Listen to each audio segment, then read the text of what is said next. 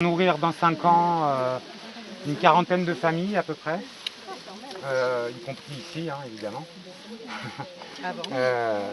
Voilà, ils seront servis en primeur.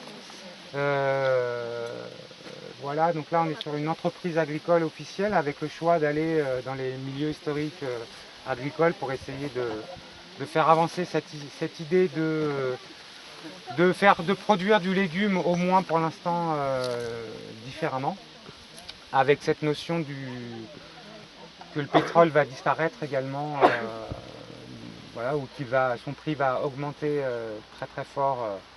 Voilà, donc tout est fait et travaillé à la main, sauf l'installation. Vous voyez, il y a une forêt de bambou derrière, donc je ne vous imagine pas l'état du sol avant de travailler.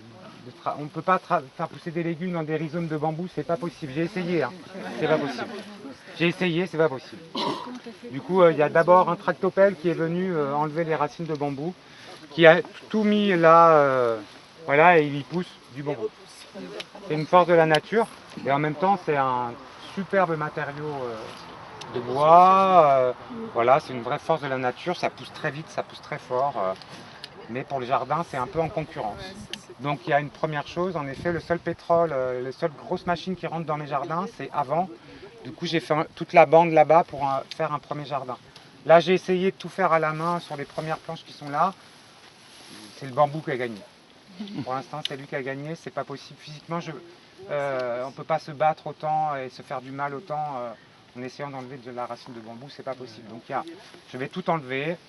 Et de nouveau le tractopelle va revenir. Alors peut-être pas en mettant sur le côté, en essayant de garder la fertilité qui se trouve sur les 15 premiers centimètres du sol, parce que on est déjà dans des sols pauvres.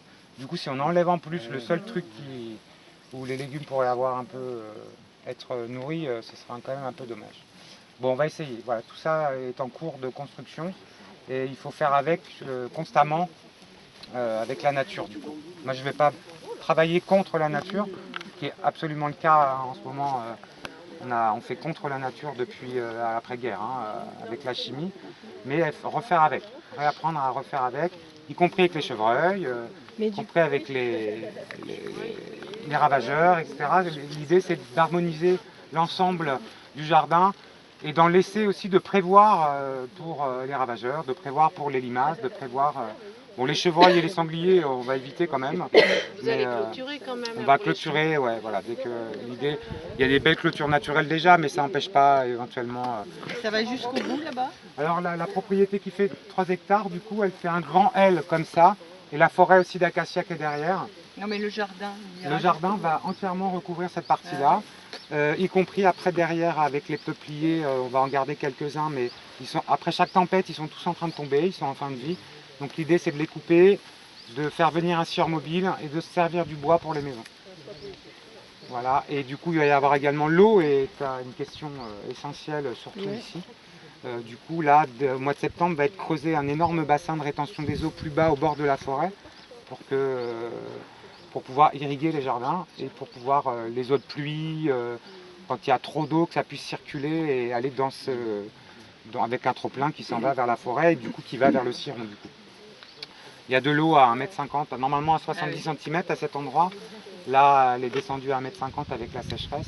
Du coup, on va creuser à 3,50 m et voilà, on va pouvoir irriguer facilement, j'espère, les jardins. Vous avez encore de l'alios? Il y a quelques veines d'alios, mais pas tant. C'est un mélange, c'est très très dur.